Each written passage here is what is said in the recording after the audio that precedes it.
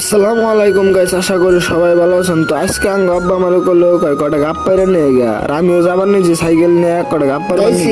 কাম সারছে কোতর বানিরে উড়াল পারা না দৌড়মুই নাই মেহেরে গাইস কাম সারছে। তার মানে অল্প টিকা টাইম বই আসছিলাম, আব্বা দিয়ে গালাই দিছে। আব্বা দেখে যে পোলা তো বই রয়েছে, এখন কি করেন যায়।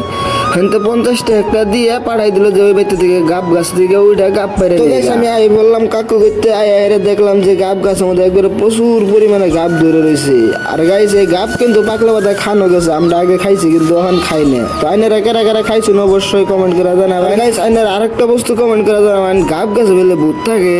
গাইস কাম সারছে। ও মা ওইটা কি একবারে মাথা নষ্ট ভূত বান। গাইস ওরে কেনারা চিনুন, ওর নাম হলো কালাডন। গাইস এই কালো ডনটা দেখে কত মালে একদিন পেনের মধ্যে ডাইরেক্ট মুইতা দিছেন।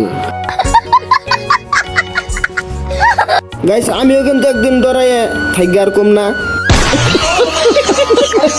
তো গাইস এই কালা বিলাই দেখে কেরা কেরা ডরাইছেন অবশ্যই কমেন্ট করে জানাবেন। আজকের ভিডিওটা কিন্তু এ পর্যন্ত, ভালো লাগলে অবশ্যই একটা লাইক করবেন। বাই।